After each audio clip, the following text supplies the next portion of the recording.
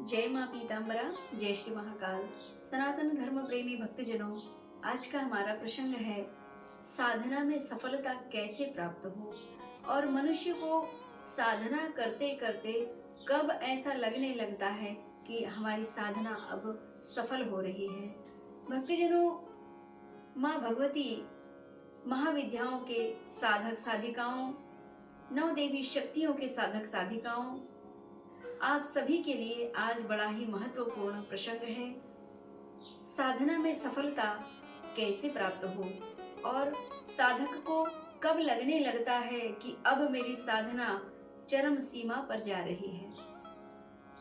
भक्तजनों, जब हम महाविद्या साधना करते हैं, ब्रह्मास्त्र महाविद्याओं की साधना करते हैं, तो मनुष्य को कम से कम गुरु मार्गी होकर के, गुरु के बताए हुए मार्ग पर चल करके कम से कम 3 घंटे एक ही आसन पर नित्य प्रति बैठ करके और भगवती का ध्यान करे।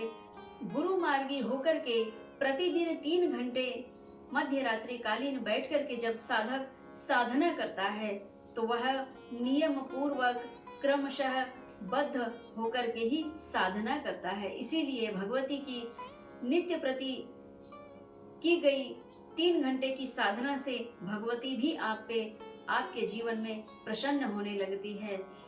क्योंकि आप गुरु मार्गी होकर के जब साधना करते हैं तो आप न्यास, करण न्यास, आसन शुद्धि, 10 दिशाओं का बंधन, अपनी आसन की शुद्धिकरण, न्यास, करण न्यास, हृदय आदि न्यास, ऋषि न्यास, ये सारे क्रियाएं करते हुए जब अपने आप को, अपने ऑरा को तैयार कर लेते हैं साधना में रत होने के लिए, मंत्र जप में लीन होने के लिए, जब आप अपने ऑरा को तैयार करते हैं तो उसी समय भगवती की दिव्य कृपा आपके जीवन में एक दिव्य पावर के जैसे, दिव्य करंट के जैसे आपके जीवन में प्राप्त होने लगती है। और आप फिर कुछ ही दिनों में उस परम दिव्यता को महसूस कर पाते हैं। कम से कम 3 घंटे एक ही आसन पर नित्य प्रति बैठ करके और भगवती का ध्यान करें। ध्यान करते हुए, मनन करते हुए, उनका चिंतन करते हुए और गुरु मंत्र का जप करें, यानी भगवती के दिव्य मंत्रों का जप करें, तो भगवती की कृपा कुछ ही दिनों में उस साधक के जीवन में होने लगती है। और वह साधक अनुभव भी करता है कि मुझे माँ भगवती के दिव्य पूर्ण कृपा होने लगी है, जिसकी अनुभूति मैं स्वयं महसूस कर पा रहा हूँ।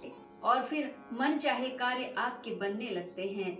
फिर साधक जो सोचता है, जो पाना चाहता है, वह पाकर ही रहता है। उसके लिए कोई भी चीज, कोई भी वस्तु ऐसी असफल नहीं है जो साधक प्राप्त नहीं कर सकता है। भगवती उसे शीघ्रता पूर्वक वह मनवांछित फल प्राप्त करा ही देती है, जिस कार्य हेतु, जिस उद्देश्य हेतु वह गुरु मार्गी होकर के भगवती की आराधना करता है। आज के प्रसंग में इतना ही। जय माँ पीताम्बरा, जय श्री महाकाल।